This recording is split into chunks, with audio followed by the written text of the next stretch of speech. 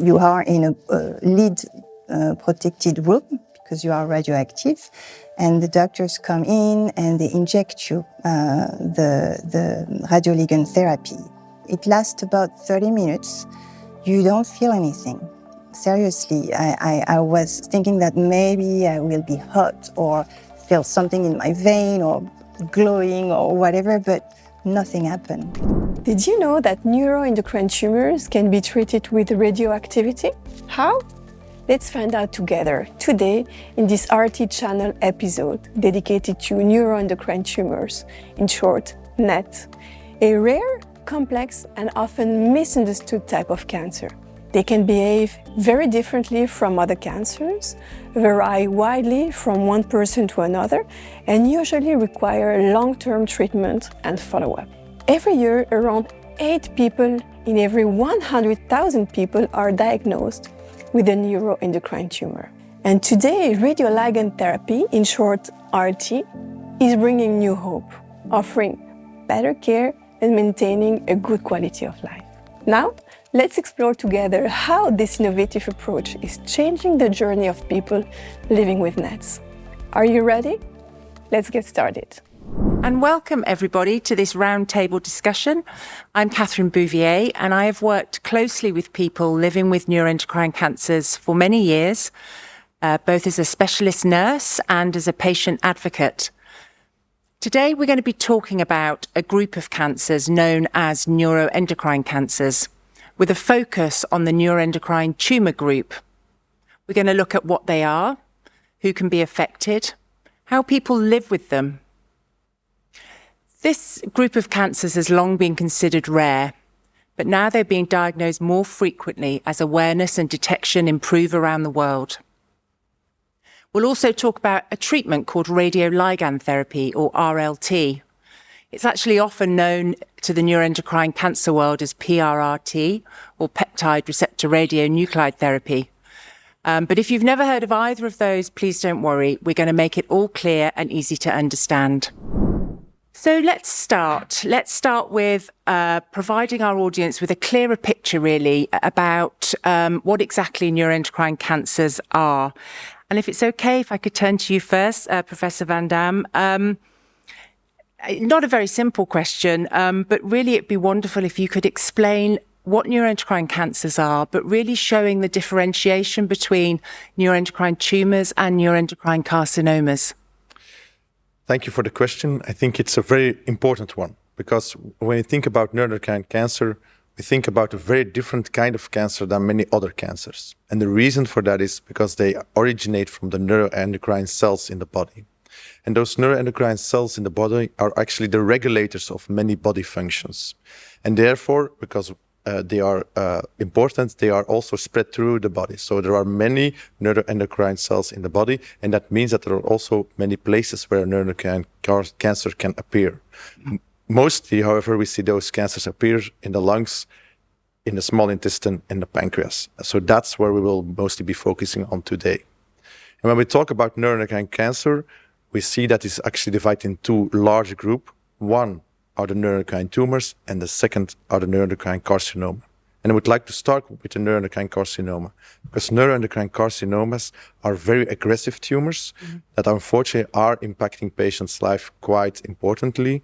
And we know that this kind of cancer unfortunately often leads to the demise of the patient. On the other hand, there is a neuroendocrine tumor, which luckily is 75% of all neuroendocrine cancers, where we have a more indolent disease course. However, this disease is still very impactful for the patients, and even with current treatment, we do see patients that demise due to the neuroendocrine tumor. No, thank you so much. And I think you're right. It's very important to make that differentiation. One of the things that is quite frustrating within our community, and I'm sure it's something that Dirk will agree with, is the time to diagnosis and how many patients take many years to get diagnosed. You've alluded to the fact that patients often have non-specific symptoms, so that can be a hurdle in itself.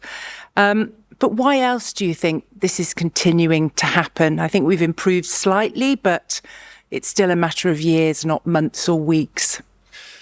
Yeah, I think one of the main points there is awareness. So as you said in your introduction, neuroendocrine tumors were considered to be rare tumors. I would say this has changed over the last decades. We see a steady increase in the diagnosis of neuroendocrine tumors, and I would now call them rather uncommon than rare. And it's even the fact that today, the second most common malignancy in the gastrointestinal tract after colon cancer is actually a neuroendocrine tumor. So there are many patients living with NETs. However, because of those idea of rarity, it's not on the top of mind of many physicians. So they are not taught as much about neuroendocrine tumors in medical school. And of course, it's there are many other more common diseases that they think about when a patient presents in their consultation room. So education is really key, as is awareness and recognition, I guess. Absolutely. Okay, thank you so much. So now we're going to look at one of the promising treatments that are available for the neuroendocrine cancer community for the appropriate patients. And this is something called Radioligand Therapy, or RLT. And as I mentioned in my introduction, a lot of people within the neuroendocrine community will probably know it as PRRT. So can I just turn to you, Professor Djaileb, to just help us and simply describe what RLT is? So RLT is a treatment, a systemic treatment that we are giving to patients in nuclear medicine. The principle is we have a vector, a probe, who will just target specifically one receptor in the cancer cell. The principle is we're going to target the cancer cell, so that means we will not target the normal tissue. And for the radioligand therapy, we have different phases. The first phase is imaging. So for imaging, we are using one isotope that can allow us to detect where the cancer cells are and if the receptor is present or not. And when we know and we establish that the receptor is present, we can change the isotope, and we can use an isotope that can deliver some radiation and destroy cancer cell. And the treatment is going the same way and is going to target specifically the receptor the same way, and is just going to deliver the radiation to the cancer cell. Thank you so much. At what point is RLT usually considered? I mean, is it ever considered as a first-line therapy, or is it always somatostatin analogues first? And how do you decide whether someone's eligible? It's the second line of treatment. It's for a non-resecable metastatic disease of the intestinal. So that means you cannot just do surgery and remove all the disease. So you cannot remove it, and you have to go to a systemic treatment. And it's the second line after somatostatin analog. So to choose if the patient, when it's time to go to the second line, can have radioligand therapy, we do the imaging. Most of the time it's the gallium-68 DOTATOC, and we see if the expression of the SST2 receptor are enough to go to the treatment. Okay, and not that you're all not very important, but I think the most important person here in the room is Dirk, who is living with neuroendocrine cancer. So I just want to turn to you really and ask you if you've seen any benefits of the patients in your community when they've received RLT, or whether people have struggled with it, or whether you're seeing increases in energy or quality of life from your community that you work with in Belgium. Yeah, definitely. In my close range, I mean, the members of our organization, we have dozens of PRRT cases. All the majority is either they have a little bit of nausea 1 to 3 days after the injection, or nothing at all. And sometimes, and this really touches me as a close friend of mine. I thought she wouldn't make the end of the year. She had the PRRT and she went on 2 cruises the next year. The metamorphosis was fantastic. And I spoke with her, I spoke with her husband, and they say, we know we are not cured, we're not healed. The disease is still in the body, but the quality of life is going sky high. And as I says, well, we live by the day now and enjoy as much as possible. But, just thinking about, living again with this sort of incurable disease, it can take its toll, probably psychologically, quite a lot too. Do you see that within your communities? Yeah, definitely. It's Damocles sword is hanging above you. As I said, I have 2 scans a year, a normal PET scan and a DOTA scan with a variation of 6 months in between. And every time I go to the consultation after the scan, it's going like getting your school report. Yeah. Which was, in my time, also very exciting. And do you get nervous before your scans? No, before the consultation. When the results come? Yeah. Yeah. I know the scans now. It's nothing.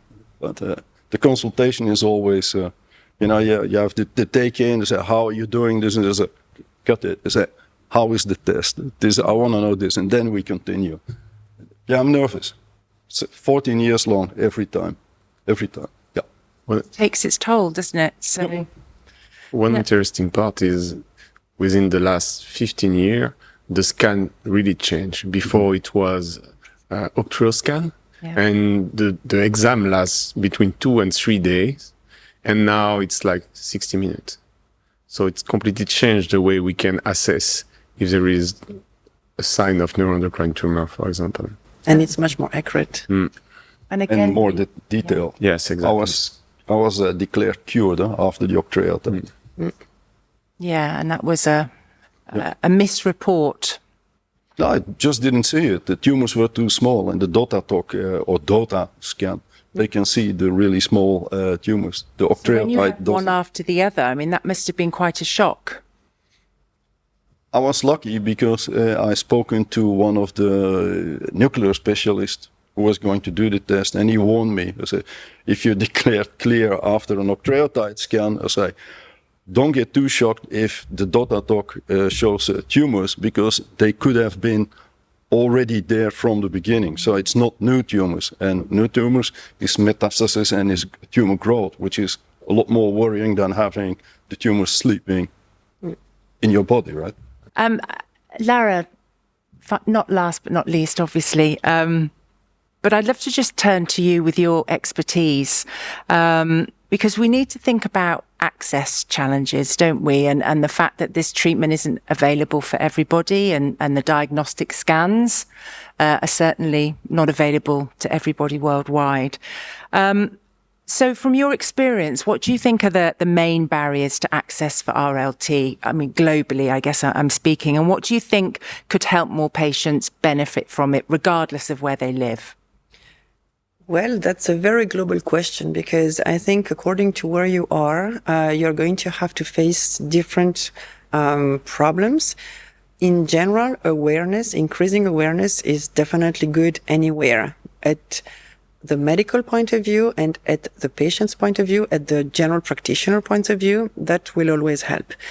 And it is very important that we take this awareness, because we are all privileged on being in some of the centers where we are working, but a lot of patients are out there in the middle of nowhere, and they are still patients. So we have to do a lot so as to be helping them or reaching out to them so as to make it easier for them to have access. What is important indeed is that we make our healthcare system ready for this next generation of treatment. I mean, radioligand therapy sometimes feels a little bit of science fiction, but it's here, and it's here to stay. And I think we will be treating more and more patients with radioligand therapy. And what I would feel very poorly about is if we would have amazing treatments, but we just cannot get them to our patients because we don't have the necessary infrastructure, we don't have the people, because that's also important. You need to have the people that know how to work with these new therapies as well. And that would be such a waste if we cannot do that. So we have to be ready for the next generation starting today, because we are treating a lot of patients today with this treatment. And I think access is very important. This is, as we've said before, a powerful treatment. This is a treatment that is very well tolerated. And I think it's going to be used far, far more in the future. No, thank you so much. And thanks so much, all of you, for your wonderful insights and for your time and for a really meaningful conversation. I think there's a lot to say, and we could probably talk for a lot longer. We've heard that these cancers are complex, but we've also heard about innovative treatments that are here now and have hope for the future, treatments like RLT. And that is what the Oncidium is all about. It's trying to raise awareness of RLT and to improve access to this treatment globally. So we're now going to hand over to Rebecca, where there will be a focus on patient care. Now that we have covered all the scientific and medical aspects, we will now focus on the patient perspective together with Tiffen. Tiffen, thank you very, very much for being with us today. You will share your journey with a rare metastatic neuroendocrine tumor.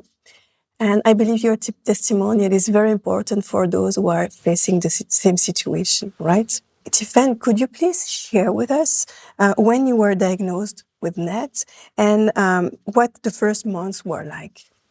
So I was diagnosed 9 years ago with a stage 4 metastatic neuroendocrine tumor.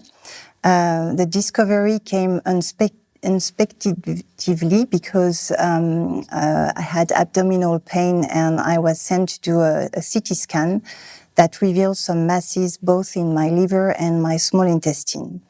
They finally gave me the diagnosis, and it was called a neuroendocrine cancer. At the time, I was shocked, and I was only 40 years old. I was raising 2 children with my partner.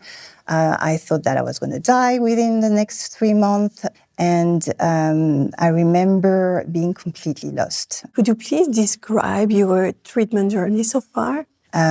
So I went through 2 major surgeries within 9 years, or 8 years, let's say.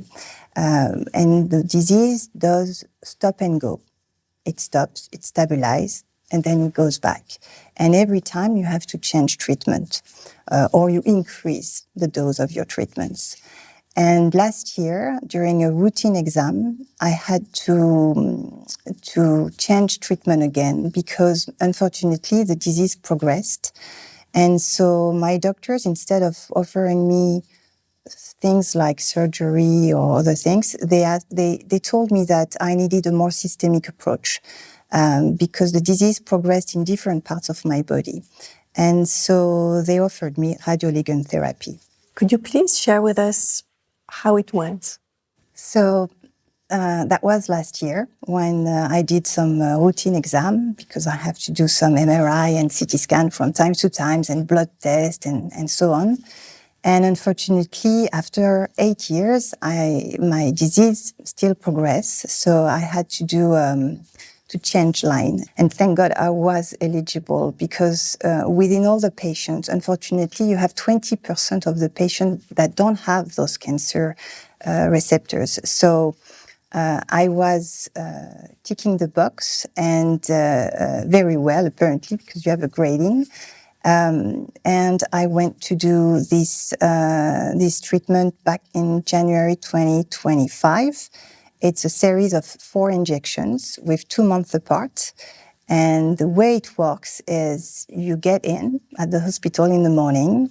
They inject you different products, something that is an anti-nauseous, not caused by the radioactive product, but by the amino acid that protect your kidneys. And then once you have those 2 products injected, you are in a lead protected room because you are radioactive. And the doctors come in and they inject you the radioligand therapy. It lasts about 30 minutes.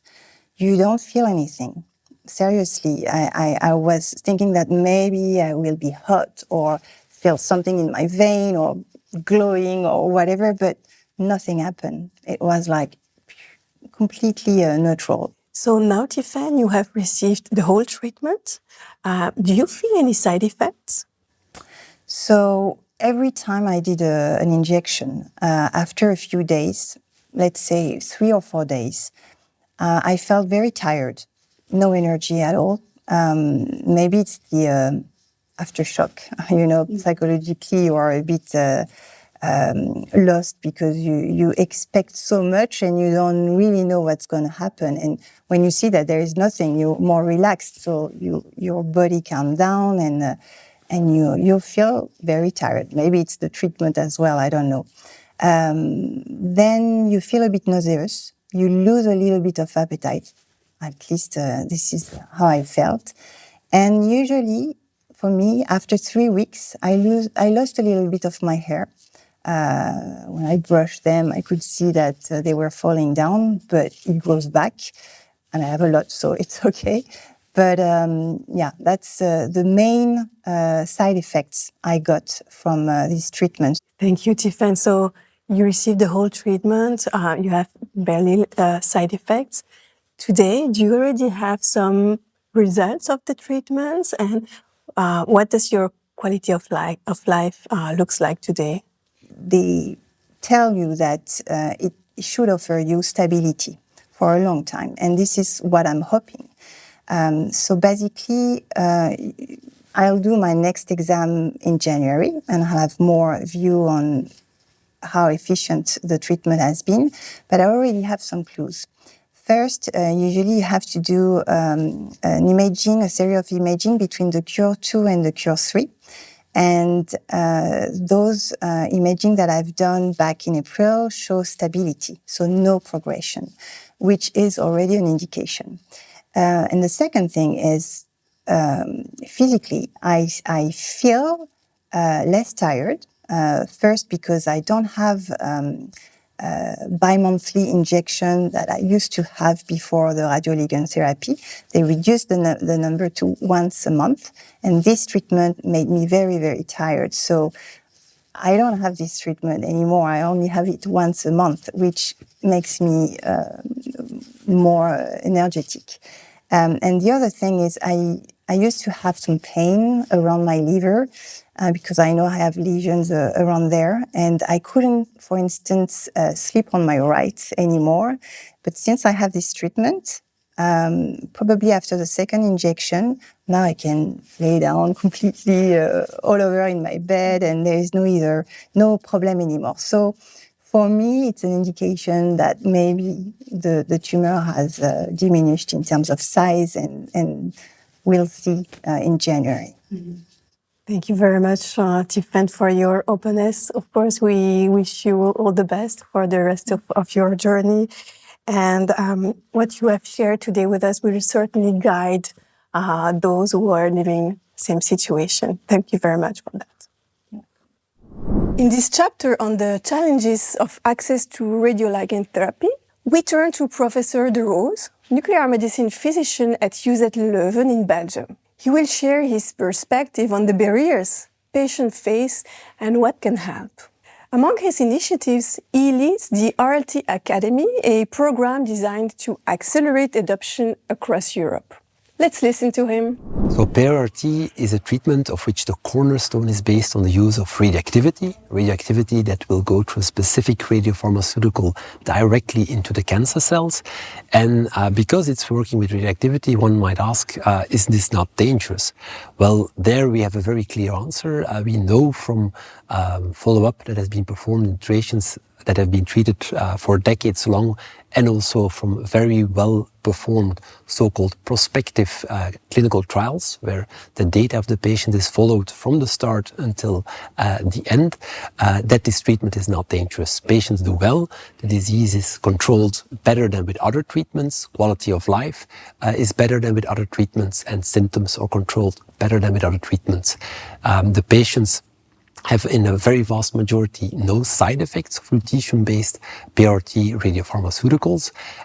There is one very rare side effect that is the most dreaded one of PRRT, which is a difficulty in blood regeneration that can occur in a very tiny fraction of patients. Depending on the studies, this is between 1 to 2% or 4%, depending on the specific trial that has been performed. And this is a late problem, so it on average happens 3 to 4 years after the start of the PRRT, and many patients that have this very rare side effect would not be able to reach the time point without the PRRT. But in the vast majority of patients, the PRRT is very well tolerated and there are no long-term side effects. So the answer to this question is very clear. No, the radioactivity is not dangerous. It will do something very beneficial for the patient, and if one respects the radiation protection measures, then it will also be safe for the people around the patient. Not all patients that have a NEN, a neuroendocrine neoplasia, will be eligible for PRRT treatment.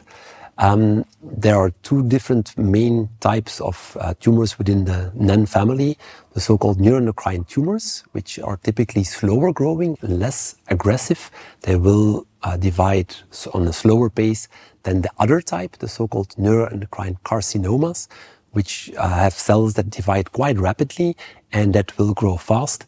And this latter type, the so-called neuroendocrine carcinomas, or also called NECs in an acronym, there, the data that we currently have, the scientific data, is not that good, and the current way of delivering PRRT with lutetium-177 based radiopharmaceuticals does not work well. And those NECs can be also rare tumors, but for instance in the lungs, one type of neuroendocrine carcinoma is the so-called small cell lung cancer, which is actually by far the most prevalent type of neuroendocrine neoplasia. And in these small cells, we know that the current type does not work well. And so scientifically speaking, there's no data to back this up. Medically, it's not a good idea to treat these patients with PRRT. And so, of course, it's not reimbursed also. So we do have some patients that have subtypes of NENs where PRRT is not a good option, and then it's not reimbursed. Globally speaking, the main barriers that prevent NET patients from having PRRT treatment are infrastructure, access to trained personnel, and finally reimbursement of the radiopharmaceutical. So for the infrastructure, depending on the national legislation of the country, patients have to be hospitalized for a certain time in specific rooms that are shielding for emitted radiation, and that also collect the waste and the excreta from the patient. We need, of course, nuclear medicine physicians that are trained to do these therapies, and that might not be the case in every country. Some countries have nuclear medicine physicians that focus more on imaging and that have lack experience in treating patients, and NET patients in particular. But it's not only nuclear medicine physicians we need. We also need technologists, we need nurses, we need physicists, we need radiopharmacists. So we need an entire ecosystem of people that are trained and that are capable of performing the therapy in a good way. There is a general reimbursement provided by the national healthcare system, or it can be that the reimbursement is offered by certain private insurances.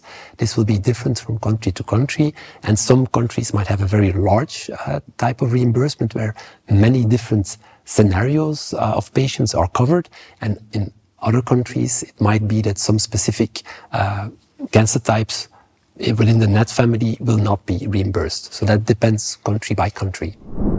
Before we close, I'd like to remind you that this program is brought to you by the Oncidium Foundation, an international non-profit organization dedicated to one goal: helping more patients around the world access radioligand therapy.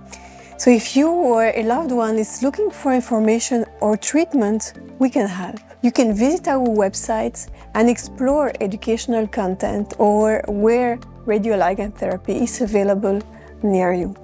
We also run a treatment donation program for underprivileged patients in countries with no reimbursement options. The Oncidium Foundation works globally with the support of an international network of experts in the field to make RT a reality in more than 70 countries. Because we believe that everyone deserves access to the best possible cancer care wherever they live. We have now come to the end of this episode focusing on neuroendocrine tumors. We hope you learn what NETs are, how radioligand therapy fits into care, and that you've been inspired by the patient's stories. Together, we can raise awareness and make sure no one feels left behind. So if you have any questions about RLT or anything related to this type of care, you can always write to us at care@oncidium-life.org. I thank you very much for your attention and hope to see you soon for our next edition of RLT-Channel. Take care.